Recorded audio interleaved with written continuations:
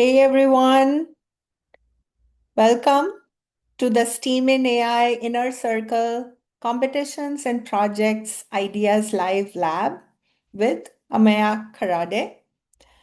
So I'm super excited today. Like, this is somebody who has won many, many awards as we will unfold international awards in research, in science, and technology, and engineering, health tech. So if there was a person that you wanted to learn from, like how do you get to these, not just reach those places, but also win there, there couldn't be a better person to talk to and learn from.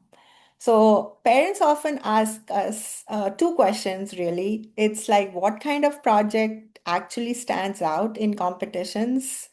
And what competitions are worth pursuing? And so without further ado, welcome, Amaya. Hello. It's super nice to be here, and I think it's great. I mean, I'm calling in from Nashua, New Hampshire right now. Oh, wow. And where's home? This is where I live. I just got back from it's on the border between like New Hampshire and Massachusetts. I just got back from presenting some work in France just a few days ago, so it's really nice to finally be back. 'Cause I've been doing lots of traveling the past few weeks. Yes, and we are really thankful to Ameya. Like he just got back yesterday from France, and we have been going back and forth. We've been trying to find a date to have him on this show and bring you all the wisdom and the advice. But this guy, he's been super, busy with all these winning competitions and presenting all over the world. And as we'll tell you, he just won a gold medal. Like, you want to talk more about that, Ameya, right Yeah, off the bat? of course. So over the past few weeks, I've been competing at a few different competitions. I guess one of the most recent ones was I was in New York for the Genius Olympiad. It's a competition, like a science fair. You submit a few projects online, they're judged virtually, and if they're selected, then you go to the finals in New York where you're kind of doing an in-person poster presentation with like a judging panel. Very similar to like an ISEF sort of format. Yeah, and over there they have a few different kind of awards to the top projects, and I ended up winning a gold medal for my brain aging research. It was really fun, kind of revisiting it, and great experience. And then after that, almost immediately after, I had to fly to France. I was presenting two papers at the Organization for Human Brain Mapping. It's one of the largest brain mapping conferences in the world, and I was presenting some work on some benchmarking papers and some more like brain aging research and cool work there. And I met some amazing researchers. It was a really fun opportunity. So I'm finally back now and have some time to talk in this amazing panel. Thank you, thank you. Yeah, and before you went to New York, you were presented and won at ISEF for the second time. And for those of you who don't know what ISEF is, I have been a grand judge for the International Science and Engineering Fair. Um, I was the grand judge last year for the robotics and machine learning category. And Amaya will tell you how difficult and complicated the process is, and he has not only reached the final twice, but he has won there two times. So wow, this is incredible, Amaya. How do you feel? What grade are you in again? So I'm a junior this year. I'm gonna be a senior next year, and I mean it Or feels great. rising senior? Yes, rising senior. It's great for sure. I think ISEF has been one of the best things I ever decided to do. It's given so much back to me, not only the community of the people I met there, I mean the opportunities opened up from it, and I was just anyone even remotely interested in research to just try your hand and do your best to go to ISEF and win there. I think it's an amazing opportunity that anyone should try to do. Yeah, amazing. And what was your category in ISEF? Yeah, so in my first year, last year, I was in the behavioral neurosciences, working on brain aging work, and this year I decided to go into the biomedical engineering category, and I specifically worked on brain-computer interfaces, basically machines that can read brain activity and translate that into interactions with the computer, like translating thoughts into speech, controlling a cursor, stuff like that. It's usually for people that are like paralyzed and cannot speak naturally. So it's super cool technology, and it was the largest category this year. So it was great seeing all Wow. the other projects. Yeah. And you won second place. Yes, I won second place in biomedical engineering this year. It was really fun. I mean, coming back after a first place grand award last year, it was just Yeah. amazing seeing everything because I met so many people I met the year before this year, and a lot of them did really well, and I met amazing projects this year as well. And I think some underrated thing is you also meet so many people in especially your category and like in your row of the projects next to you. And I still talk to like 8, 9 different people I met this year, like week to week basis. So it's really, really great. Yeah, and the network, the learning from each other, and the lifelong friendships that you create with like-minded people. And we all know that you guys are going to go places. So this is an amazing network to be a part of. So every year and in every competition that you have participated, were these different projects? Like, let's start with 2024, no, 25 ISEF when you won for the first time. What was your project? Yeah, so in 2025 ISEF, it was my sophomore year, my first ever year doing any science fair competition, and my project was on brain aging. What this means was I created an algorithm that could read your brain activity, and from that, it could tell you exactly how fast your brain was aging. And if it was aging too fast, it could tell you exactly which regions were responsible for that aging. Because your brain doesn't always age at the same pace as your body. And if your brain accelerates too fast in its aging, it's a massive biomarker for conditions like Alzheimer's, dementia, even Parkinson's, schizophrenia, bipolar, etc. So being able to detect this brain aging and see how it kind of evolves is a massive potential biomarker that was understudied, and I decided to create a project that really looks at it in more detail. Amazing. So I know I'm going off the script. I'm not even Yes. looking at the script right now. So I just want to talk to you more about the projects because this is fascinating. So did you use this biomarker? How did you like, was there a hardware that you did or was it just research? First of all, what prompted you, like what inspired you to even think of something like this? Of course. So a lot of this was, I mean, when I started originally working on like more of like neuro kind of work, like neuroscience work, when I was like around 13, 14, not in a science fair sense, but in a personal like curiosity sense, I came across like Alzheimer's disease and neurodegenerative diseases. And I saw there are tons of different biomarkers currently available, like APOE4, genetic status, amyloid, temporal lobe volume, etc. All these different things. But I was also interested in aging. And what I read was a new kind of biomarker that was kind of being very studied only recently called brain age, and it kind of combines those two fields I was very interested in. However, I noticed that most of the papers currently in the field only studied your brain age from the structure of your brain, like how your brain looked physically.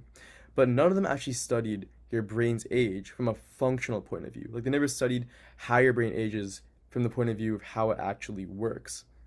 And so I said, okay, what if I create a machine learning model that can look at brain function specifically through something called functional connectivity? What all that means is it's a lookup table of how the different regions of your brain kind of talk to each other and interact. And I created a model that can look at those maps of brain activity and brain communication, and from these tell you how old your brain actually behaves. And I was able to make the most accurate model in the entire literature of functional brain age estimation from a few different kind of techniques I applied to really go into that field. And that project didn't just end at ISEF. One of the papers I presented at OHBM this year was actually the first ever large scale benchmark of all different types of machine learning on functional brain age and the largest benchmark ever recorded. And it's just really good work because I think this functional brain age is a extremely good biomarker for looking at future cognitive decline that is very valuable and currently very understudied as well. I'm just blown away. I cannot hear that these are the words coming out of the mouth of a rising senior. And when you did this, you were a rising junior. So, Yes. um, this is just amazing stuff. So, how do you get data like this? Like for your research, like did you get data already existing and then you studied in terms of research papers, what's currently being done? Did you develop any hardware to like get more data, first person data yourself? How are you able to create research that is understudied by, people out there with deep pockets and research and academia experience? Tell us all. Of course. So I guess I'll start by my project from last year, the brain aging work, because with Hmm. this, it's a bit of a different. There are two paths really. You can either use data, well, three paths. One, Hmm. you can collect data yourself. Hmm. Two, you can partner with like a university lab and get access to their data. Or three, you can use open source public data. And since this was my first year, I didn't have any university affiliations when I was a sophomore. I looked at publicly available data. And for anyone interested in neuroscience, the number one place I'd recommend is something called openneuro.org. There's tons of open neuroscience data like fMRI, PET, MRI, etc. And a lot of my data is the largest lifespan data set that I found on Open Neuro.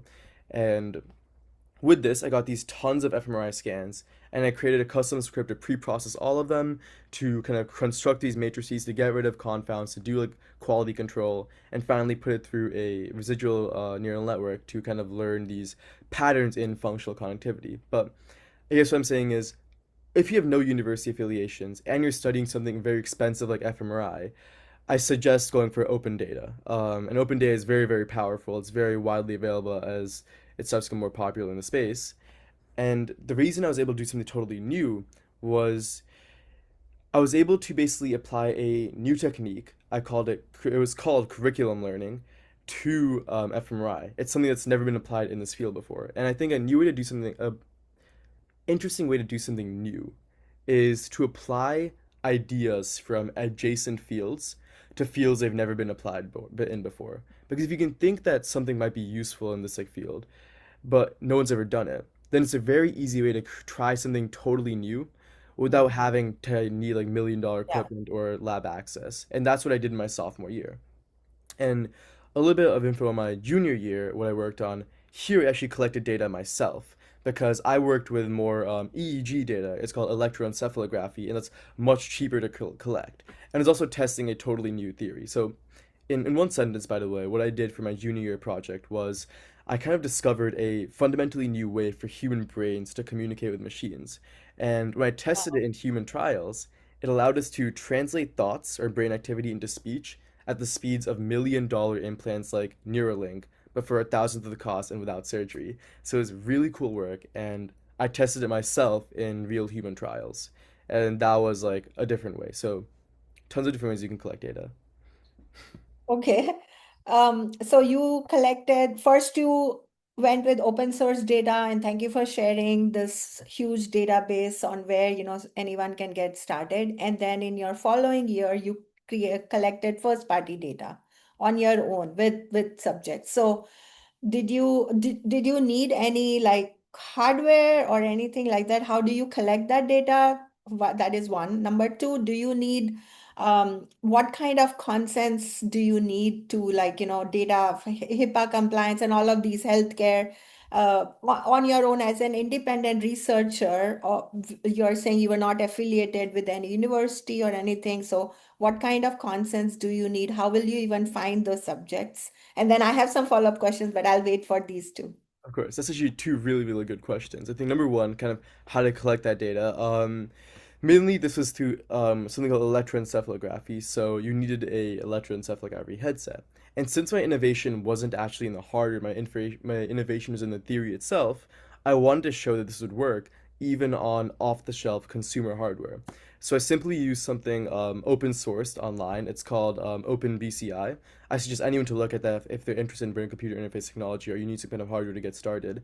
They're relatively cheap and relatively easy to use, and they're also open sourced. And so I use that as my simple So data. one more time, what is it called? Open BCI. So it's open, then the letters BCI. B as in Where, boy, yes, B as in boy, C as in cat, I as in igloo. ISEF. Yeah. Yes. And Okay. so OpenBCI, and that has tons of open sourced brain computer interface technology. And I use that to basically collect my data that I then validated my theory on. And so that was very simple because I just had to get the hardware, and then all the complexity was actually in the protocol of the experiments, the software I created to run the experiments, the analysis of the data afterwards, and the application of my theory. However, for compliance, in terms of like what consent forms do you need, what do you need to really do to collect human data, the good thing is ISEF and a lot of regional fairs make this very, very straightforward. They tell you exactly which forms you need. They tell you which how to get approval, etc. So a lot of state fairs, at least mine, has something called an SRC, a Scientific Review Committee.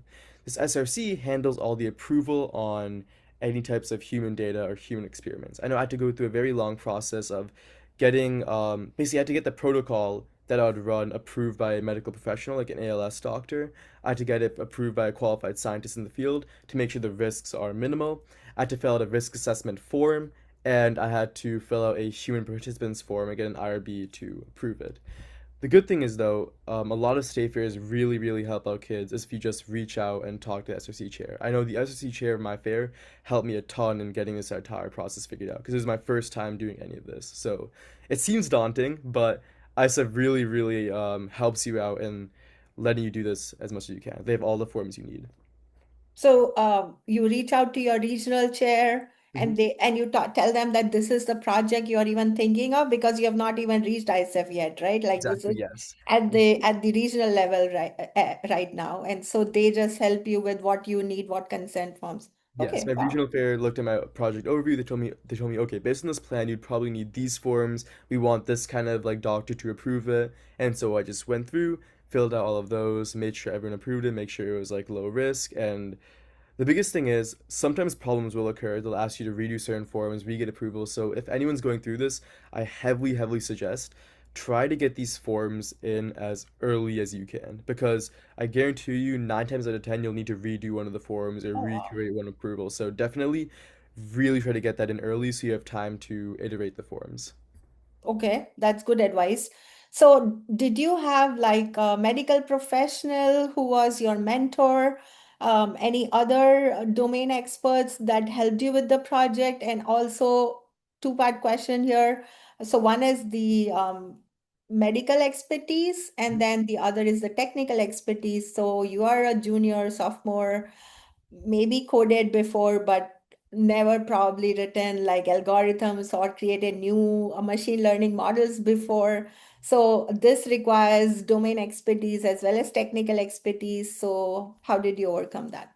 Of course. So one really big thing on medical expertise is here you basically the only way to go about getting this medical approval is you need a doctor or you need some kind of medical professional to read your protocol and sign off on it. So for me, a lot of it was really just cold emails and reaching out to professors by sending like dozens and dozens, even hundreds of cold emails, kind of talking about what exactly I'm doing, why I think it's important, seeing if I can hop on a call with them to kind of explain my protocol and see if they would be willing to like look through it and like approve it in this context. And eventually, after doing that, I found a neuroscientist who was kind of in this space. He saw, okay, reading this protocol, there's really not much risk in this. So he's willing to sign off on it as like a qualified scientist, saying, okay, I reviewed the protocol, I talked to the scientist.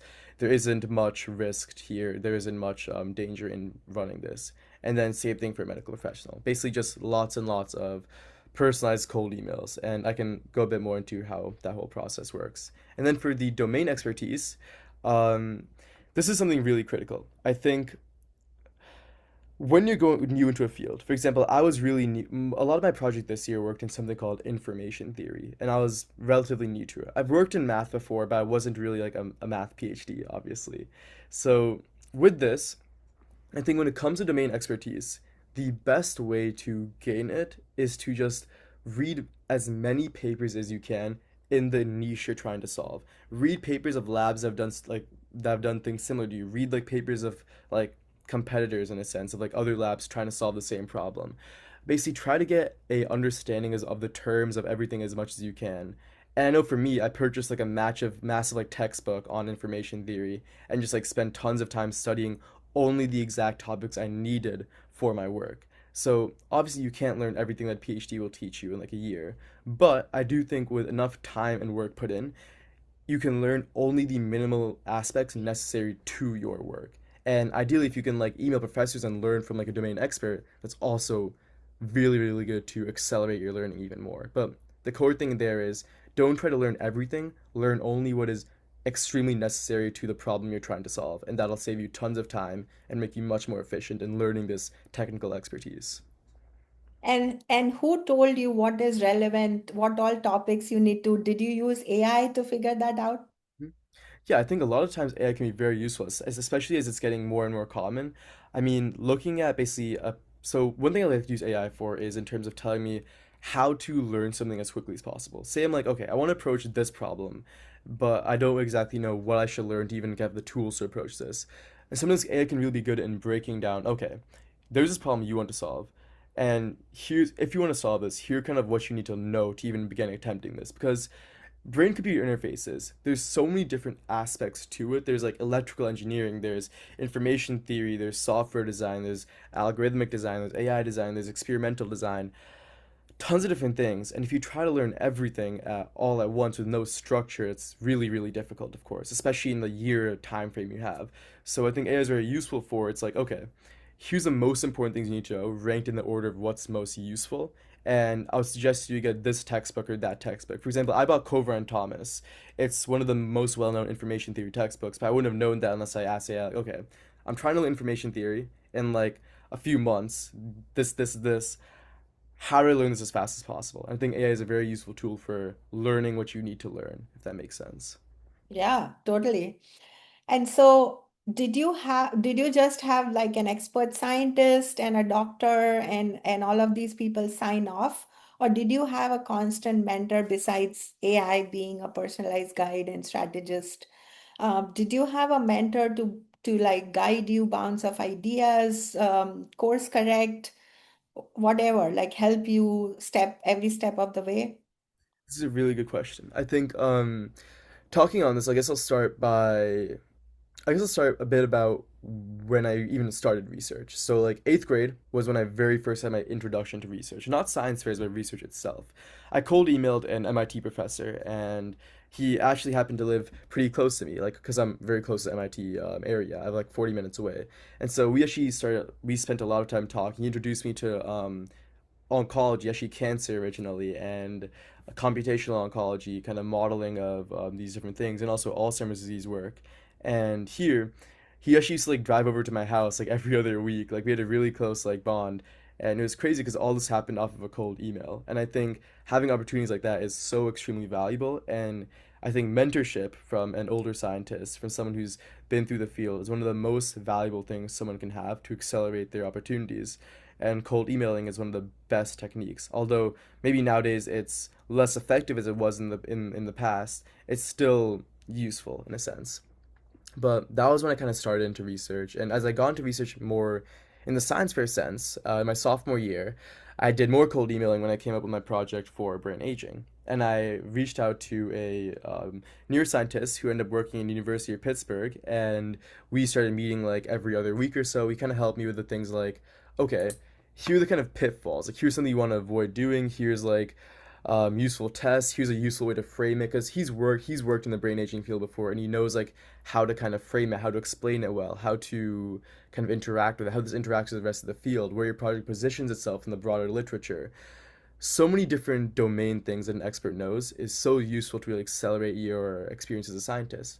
And I know there's some stigma around sometimes having a mentor because it can feel like, oh, are they doing the project for you? But the best projects I learned are people that don't have the mentor do the projects for them, but they kind of use a mentor as like a, almost as you said it, as a mirror to bounce off ideas from. I think that's probably the best way to use a mentor, to have some to really that has that domain knowledge, and you can bounce your original ideas off of them and get their like thoughts on it, get their take on it, get their refinement of those ideas. And that same mentor is someone I've built a really good personal connection with. I mean, I actually lived in Pittsburgh over the summer from sophomore to junior year, and I moved across the country just to work on research with him. And we met every Wow. single day. We got lunch a bunch. We talked, and we're actually very close even outside of research now. It's really really nice.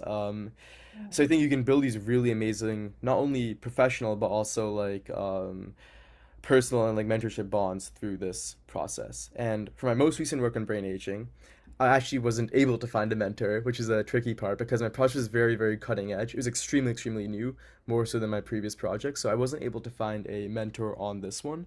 However, I actually had my brain aging mentor from the previous year still kind of advising me on things like, okay, what are some pitfalls in like human experiments? Because he's worked on human experiments before. He helped me with like, okay, like informed consent forms. What should you do? He helped me on like how to kind of structure it so you avoid confounding variables, things like that. So although he couldn't help me on the core technical aspect because he wasn't a domain expert in brain-computer interfaces, he was still very useful in not only the other aspects and broader kind of framing of the work, but also in just like emotional support when I ran into rejections and failures along the way from someone who had like a more senior view of the field. So I think mentorship is very, very important. Anyone that can get their hands on it should definitely try to do that. I think it's a very useful opportunity. 100% agree with that. I feel like, STEAM and AI is all about finding the right mentors and pairing you with the right mentors and helping with research or actually build or AI research. And yes, there sometimes people feel like, mentor, if you have a mentor, then it's really you haven't done the work. That's really not true. The role of a good mentor is to guide you and point you in the right direction, make sure you're not going off the tracks. And so, one thing I want to add, this is really interesting. When I was interviewing finalists as a grant judge, some of the projects, like for example, your project, if I would come to you and ask you questions, some of the projects were very the research seemed like well above their age, right? And when I would ask the students and the teams if they had an industry mentor, expert, domain expert that helped them, they all kind of shied away from this idea that somebody actually helped them or even guided them, and they were like, no, no, we did this all on our own. And I reiterated constantly, like, it's okay, like we don't expect 15, 16, 18-year olds to have this kind of knowledge. So if you did work with an industry expert, a domain expert, it actually makes your work more valuable because they are the ones who can guide you in the right direction. But to my surprise, none of the teams owned it. I interviewed 16 teams that day. In one day, it was excruciating. I interviewed 16 teams, and none of the teams owned that, they had any kind of mentorship or expert advice. And what is your take on that? Yeah, I think my take on that is if you had mentorship, honestly, just the best thing to do is talk about how it made your project even better. Like, use it as part of your storytelling. For example, I mentioned how in my original project, like last year, I know one judge asked me, "Okay, do you have like any help?" I told him the entire story of how I came up with this idea, then started to cold email professors and cold email them. And when I reached out to one and he responded, we talked about a bit of my idea. I mentioned something about like a new data augmentation process, and he advised me, hey, watch out. If you do this, you need to be careful of something called like data leakage between like subjects and splits.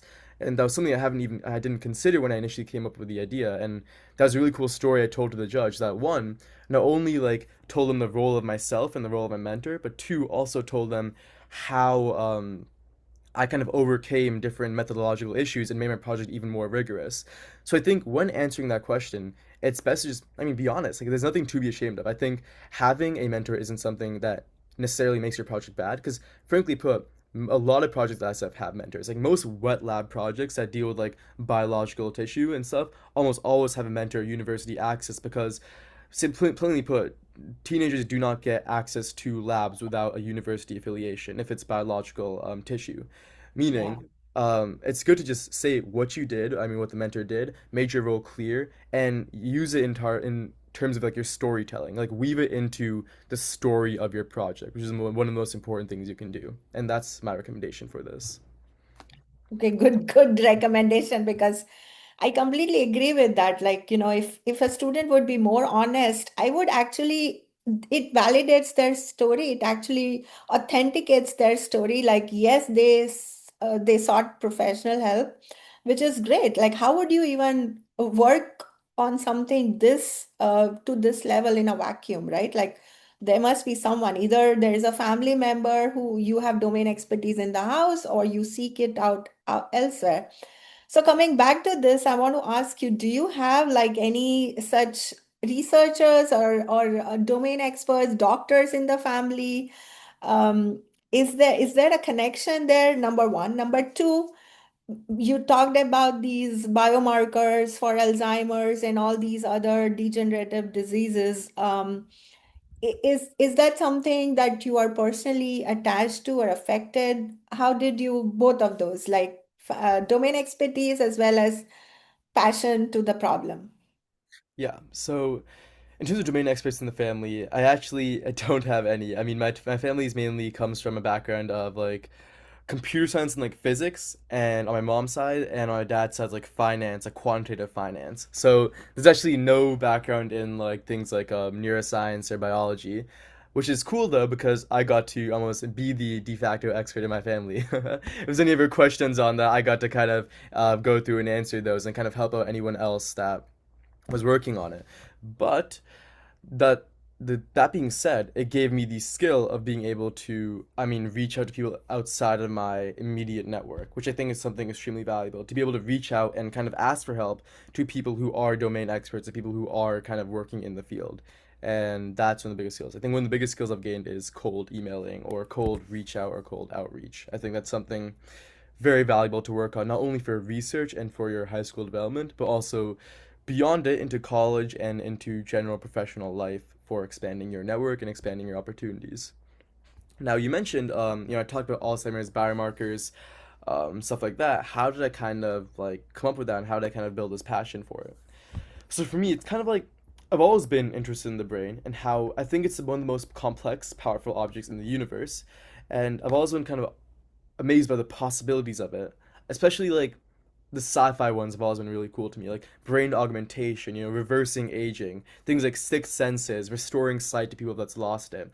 I mean, everything that makes humans human and everything that kind of makes humans superhuman can all be controlled by the brain, and it's super, super interesting to me. I mean, I really got into the idea of pursuing neuroscience research when I got into the idea of research itself, because I was always into neuroscience because of the sci-fi possibilities. And of course, I've had family members with like neurological disorders and different kind of symptoms that all kind of overlap in the field of neurological disorders, and whether it's like schizophrenia, whether it's like accelerated aging, like Alzheimer's. And something to me was a lot of these were brain related. And so not only to have like a connection to it, I thought, how can we fix disorders while also augmenting people who are already healthy? And I feel like the brain is one of the most rich and understudied ways And to do both those complex. things at once. Yeah. Exactly. And that's why my kind of interest in it really sparked. And that's where I am right now. Okay. Wow. So, what do you want to study in college? I think for college, I'm mainly studying, well, I plan on majoring in neuroscience and minoring It in has to coding. be. Yeah. Exactly. I mean, what a surprise, you know? Yeah. Okay, That's, but do you want to be on the tech yes. side or do you want to be on the pre-med and then the medical side? Yeah, I think I plan on majoring in neuroscience, but minoring something like either there's a few things for my minor I'm planning. Either like applied math, maybe physics, maybe like AI, maybe like business. I'm really not sure for my minor, but I do know that in the actual future, beyond college, I want to go into the business side, into like neurotech startups, like the industry side, like basically creating right now my idea is creating like a brain computer interface startup because I think one of the biggest issues of brain computer interfaces currently is that the major ones that actually like do anything currently require brain surgery, like cutting into the skull and implanting something onto the cortex, which I believe is extremely risky and immediately disqualifies millions of people around the world. So what I want to do is I dream of finding it's currently no one knows how, it's an open problem, and I'm not gonna pretend like it's solved, like I have the solution to it yet, but it's what my dream is to do is to create the first brain computer interface company that is non-invasive, meaning it doesn't require cutting into the skull. And that's something I really, really want to study and I really want to build in the coming years. So yes, I'm very interested on the business side of neuroscience. Awesome. This is awesome. So health tech and Yes, building something with it, entrepreneurship and yeah, this is awesome. We wish you really good luck. And I would love to see, where this goes and follow your journey. of course. So let's talk a little bit like when somebody is thinking of a project, like walk us through like what separates a good project idea from a great one. Okay, I think okay. So my biggest thing is a good project idea is something that's like safe. Like it'll be recognized as incremental. It was like incremental, but irrefutably useful in some way. Meaning it isn't fundamentally changing a problem or a field, but it is recognized as useful, and no one will have any major critiques or issues with it, right? But my personal opinion is that a great project is something that isn't necessarily safe in the traditional sense of the word, and may have a few dissenters and like critics of your work, but if it's proven, it could potentially fundamentally change the way a field looks at a problem. So I think a great project is one that truly makes a impact that can be critiqued by others, an impact that makes a difference to even people that aren't necessarily in the field. And in summary, I think it should be something that in 15 seconds of explaining it to someone not in your field is immediately recognizable as captivating, as impactful, and something that will change the space you're working in, if that makes sense. It does and it doesn't, because it still leaves a lot to be answered, right? Like it's like, okay, I come up with this idea. If a student comes up with the idea, should it be like so far-fetched, like a moonshot idea that nobody has ever done it or tried it, and that's what you want to attempt because that will help you stand out in competitions? Or do you want to take things that are already done and maybe put your own spin on it? Is that a good place to start? Or maybe something like, definitely safe is not good for competitions, but like what should be somewhere in between safe and moonshot, that is doable, achievable in the time frame, along with that you are a full-time student and you have other responsibilities. This is a really good question. So going more into that, I think the way I like to think about projects is okay. Let's separate into if you're first starting into research, I think like it's your first year doing science fairs.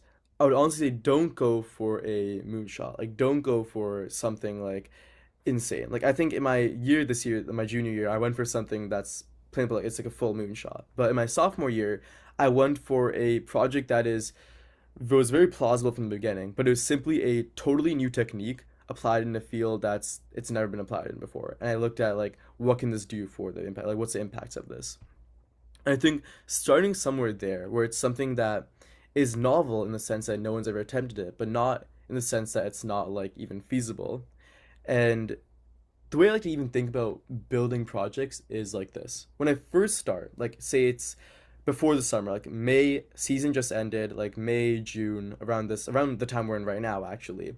I like to start really, really wide. Like, okay, what's the biggest problem, the most like lofty in the air kind of goal I want to solve? What's the big problem I want to do? And what's this really, really grand idea?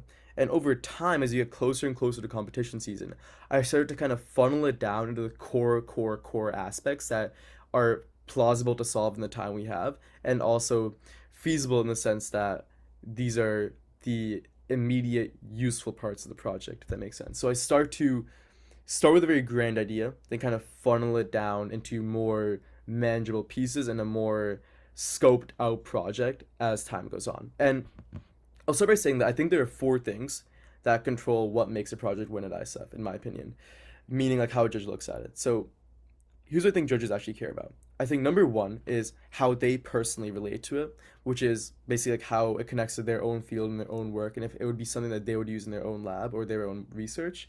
And of course, that's largely kind of out of your control, except being able to tailor your pitch and presentation of the project to each person as they come along, which is a presentation skill. But number two, I think it is the recognizable impact and wow factor. And what I mean by that is if you brought this to someone who wasn't an expert in your field, like a generalist scientist, would you be able to explain why this is important and convince them of why it's important in under like a minute and basically wow them with why it's important? I think that's the most important thing because the problem can be very, very interesting, very complex, very rigorous, but if it doesn't solve a real need, if it doesn't solve a real pain to humans, a real pain to the industry, a real pain to academia, then there isn't much value in it over another project that does solve one of those. And number three, I think something very important is presentation skill. Basically, how well you can tell the story of your project, how almost entertaining you are in the way you speak, how engaging your talk is, and also if you give the judge three things to really latch on to. Like what I do is I give it three framework. I mean, I say, here are my three key things I really want you to remember. Number one, X. Number two, Y. Number three, Z. And I repeat those three times throughout my pitch to make sure they leave with what I actually want them to take away. So number four is actually the rigor of the project itself, because there's ideas, and then there's how well you execute the ideas, which is arguably more important than the ideas themselves. I think with rigor, it's things like, okay, how well did you control for alternative explanations for confounds? What was the strength of your statistical analyses? Did you really stress test? Did you do ablations? Did you do possible other methods? What did you really explore, right? That's the rigor. And I think these four things are the core tenets that control most of the variation in how a project performs at ISEF and at all its affiliated regional fairs. So I think when I develop projects, I try to really consider how I can optimize those four things in mind.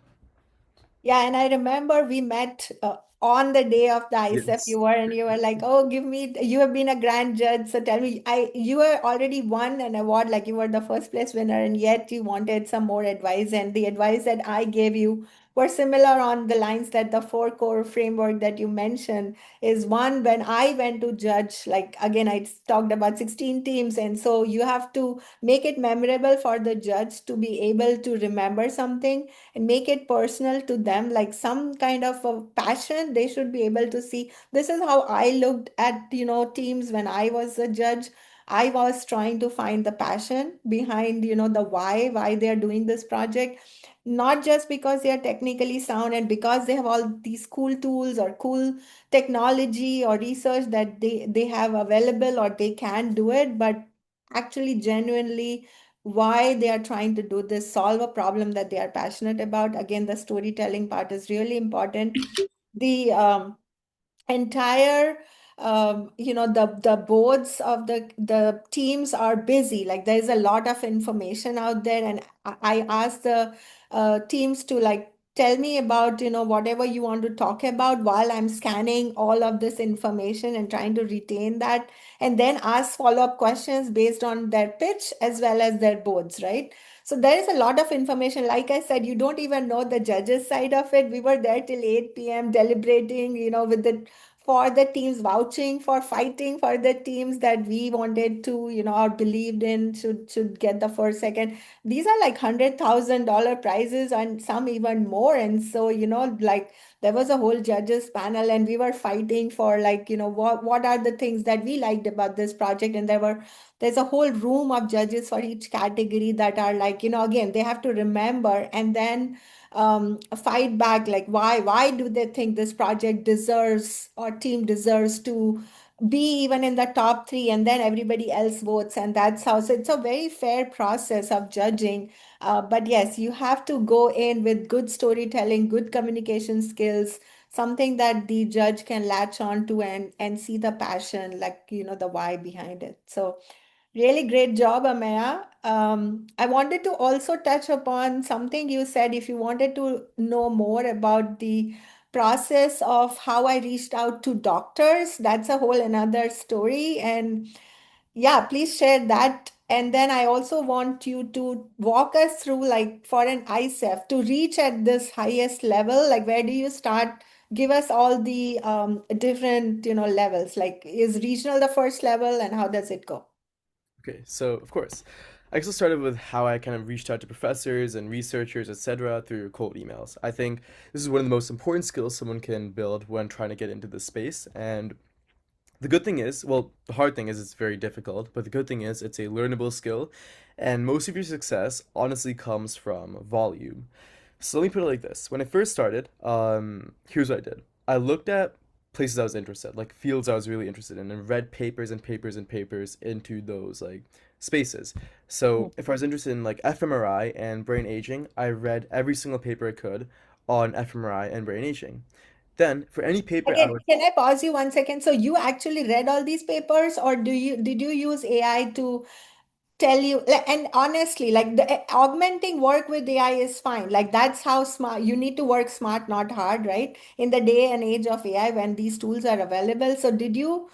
use tools to say, okay, give me like the top 10 research papers on this, and then give me the summary of everything that they are talking about? Or you actually found the papers manually and then went and read each one yourself? Yes, there's a few things you can do for this. I mean, this is back in the day when it was very start of like sophomore year, freshman to sophomore summer, when AI was advanced, but not as advanced as it is right now, and I wasn't as like I guess savvy with it as I am right now. So I knew some tools like Consensus. Consensus is a tool where you can kind of like pull a bunch of like papers, and that was useful to kind of pull papers in a very niche space. But what I found was it wasn't amazing back then. I think now I looked at it again, it's very useful. I do that pretty often nowadays. But back then, if I want like what I actually did when I first started, I really just went on like PubMed and looked for like keywords and Google saw and keywords. And then the key thing in there is it's not just reading the entire papers in detail, it's mainly looking at the abstract and looking if you're even interested in the paper through the abstract so you don't waste your time. And once you read the abstract, if you're really interested in it, then go to the discussion and slash conclusions. And then if you're really interested in it, only then read the methods, is my opinion. And so once you do that process, if you really think the paper is interesting, look at every single author listed on the paper, and most will have an affiliated email you can find online. And what I did was I went and emailed every single author on those papers I found interested and told them, okay, here's who I am in like a few sentences. Here's what I think is interesting. And I just read your papers, and I have these two open questions because I think that corresponds to the project I'm working on. Would you be willing to like hop on a quick Zoom call for just like 10, 15 minutes and talk? I think I sent that to basically all the researchers in all the different papers I was interested in. And eventually what happened was I reached out to one person who was working in like fMRI and predicting the response in treatments using fMRI. And this lady told me, okay, I think what you're working on is cool, but I'm not as like well versed in the machine learning, so I can introduce you to one of my colleagues, and I think he's actually works more in machine learning with fMRI. And then he got basically included in the thread, and we kind of emailed back and forth until I hopped on a call with him. And he originally said, I thought from your email you were a graduate student. I didn't know you were a high schooler. And so when I hopped on that email, though, he said, but now knowing that you actually know what you're talking about, I'm willing to work with you. And so that was actually the person from the University of Pittsburgh that I even work with to this day now. And so it's not even the first person you'll email is who you'll kind of end up working with, but even emailing someone and asking them, can you refer me to any colleagues? That also sometimes works very well. It's how it worked for me. So very distilled. Nowadays, if I were to recommend it, I would say use something like Consensus, use something like Claude, use something that can pull lots of papers from a space, and look for keywords in the exact niche you're interested in. Then read the papers there, read abstract first. And if you're interested in it, read the rest of it, discussion, then methods. And then once you find papers you think are very related to your domain, email every single researcher, not just the corresponding author. Email every single one on that paper, asking if you can kind of connect with them and kind of learn more about their work, and then if they have could answer some questions on your work. I think that is the best way to eventually gain these connections. And although it may not work initially, I know for me it took a little bit over 150 to 200 emails to even get the kind of thing I have right now. But if it works, it's extremely useful and one of the best things you could do. And obviously the more you kind of develop like your profile and the more you develop your work, the much better your response rate gets. I know when I first started as like a freshman, I had basically nothing research related on my resumes, so I was basically starting cold, as a lot of people will be if they're listening to this. um, and the thing is, you still have hope. I reached out as a freshman, although my response rate was like 2%. Eventually, through sending enough, I got some really good relationships. And as you develop your work more and develop your profile more, I've recently sent some emails talking about a new kind of project I'm working on. And I think my response rate is close to like 60%, 50, 60%. And so it gets a lot better as you keep doing it, but it's a skill you should just start and not get discouraged when you don't get responses. Because you should expect to not get a response and just send enough that you'll definitely eventually get one. So that's the summary And of the you are process. able to do all of this with your high school workload, with AP courses. Do you also play Yes. sports? What else do you do?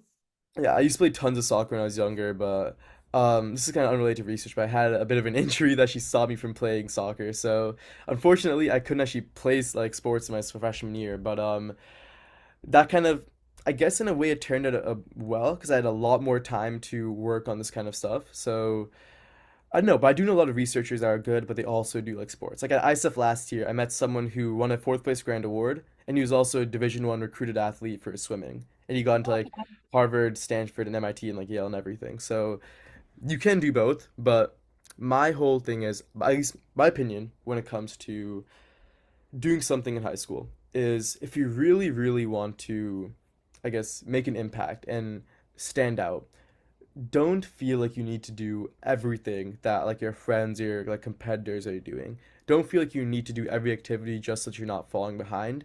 I would say find one thing that you really, really, really like, or at least find really interesting that you can build leverage in and go all in on that one thing. Like really put all the time you have, put like bet everything on that one kind of like dream in a sense. And for me, that was like ISEF. Like I woke up and that's kind of what I thought about. That's what I did every single day, day in and day out. And I used to be a big competition math kid, but I realized that I wasn't really that into competition math, like AMCs, AME, math counts. And so I decided I really love neuroscience instead. I want to work on this. I don't want to work on math. And so at my sophomore year, I kind of dropped everything and just did all I could into research, and that's how the story kind of It started. did well. Yeah, it worked out pretty well for Awesome. me. Yeah. And yeah. And so Uh, walk us through. We have 6 minutes. I want to first ask you the process of, somebody thinking of competitions. Okay, a student wakes up. What year should they wake up and think about ISEF, first of all? When is it too late? Do they start in freshman? What year of high school or even middle school should they think about that? And what are the levels? How do they go about?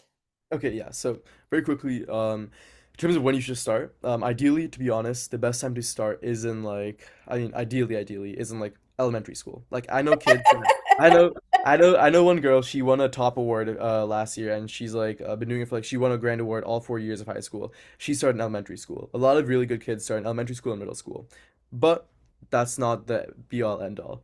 I know I started my very, very, very first science fair was literally in my sophomore year of high school when I was already like 15, 16 years old, which makes me like a dinosaur.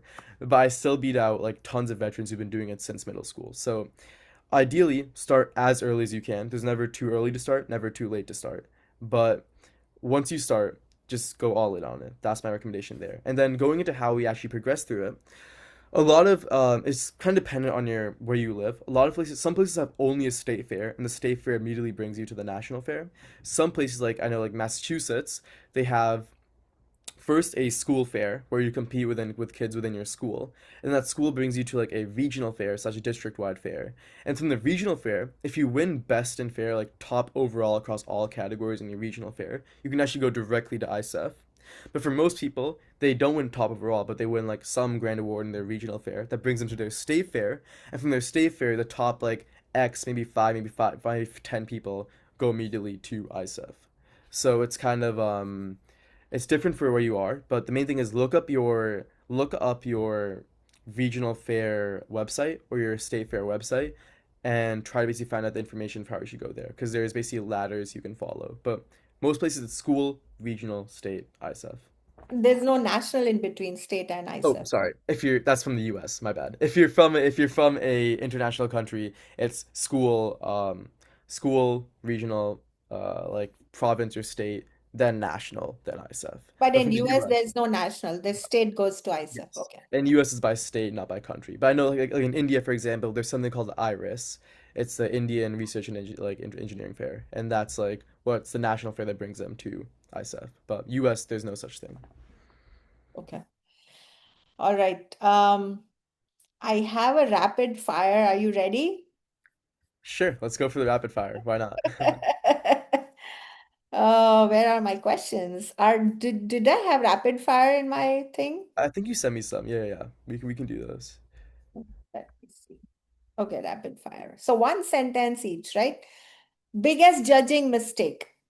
Okay, big judging mistake is assuming that every single judge is an expert in your field and making your presentation overly technical rather than clear.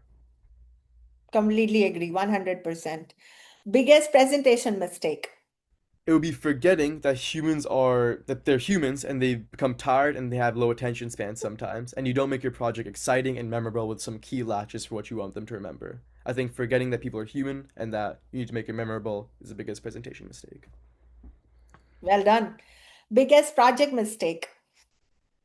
This one's hard because there are a few, but if I had to be really quick, it's either choosing a project that yeah, you aren't truly excited about, or one that a lab kind of just hands to you without you having much input in, or one that isn't very impactful or kind of exciting is the biggest project mistakes I would say. Awesome. So with 1 minute left, Amaya, I want to 2 minutes left. I want to ask you, rising senior, are you going to attempt for ISEF and some other competitions again this year? What's your goal? Yes, I mean, hopefully he'll see me on my number one goal this year is mainly developing. I'm working on a BCI. It's some BCI work outside of research right now. It's more like industrial, like company work. Ideally, I want to Wow. build that, but I will be competing at STS this year. So hopefully you'll see me at STS later this year, and I will be attempting to come back to ISEF. So I think the things I love, even though I won't go on my college apps because they'll be after the application season, I just love doing them because research is what I do day and night now. It's what I really just breathe. And so you will see me back there ideally. And yes, senior year coming back once more. So if anyone comes to ISEF, say hi to me this year. Of course. Well, this has been awesome, Amaya. I don't know where the hour went. This was so entertaining and educational, inspiring even. And thank you for sharing so much valuable advice, wisdom, your process. I know cold calling seems to be like cold emailing seems to be like the central theme of everything you did to get started and how far you were able to go. But yeah, it doesn't come easy. It's not easy when people don't respond to you and when you have nothing to show and most people give up. But kudos to 100%. you for not giving up. Congratulations on all the accolades so far, and we can't wait to see what you have in the future, what the future is in store for you. So, So all the much. very best. Thank you again, and congratulations for all the wins, gold, recent gold, and the ISEF two-time champion. Thank you so much. I mean, it's really great to be on here. I think this is something I really want to push. I think ISEF is one of the best opportunities for high schoolers, and I think everyone that's interested in research should definitely do it. So I love talking about it and love sharing my experience because I think it's a cool way that someone who wasn't in research before kind of did it on their first try in their first like, year. You don't have to be like either have connections or have like tons of experience, and really anyone can do it if you really love it enough. So that's what I want to just share. But it was really great to be on here. Thank you so much for even having me. Yeah. Thank you, Maya. And yeah, one thing I also want to reiterate one more. It's like one is the research, but ISEF even allows you to do like actual projects. So you can actually, depending on the category, you can actually have build projects and they can be prototypes, they can be working prototypes, but they don't always have to be. They can be augmented with or without research. So a lot of different ways to, find your passion and compete in some of these competitions. Definitely it's not just for college and beyond, but like just exploring what you like to do. If like Ameya is already on his path to thinking not just college but beyond, like business and starting a company in this neuroscience space. So that's amazing, and he wouldn't have known that had he not tried his hands on something that he's passionate about. So, all right, thank you everybody for joining us. Thank you, Ameya. Take care. Bye bye. See you Bye. next time. See you next time.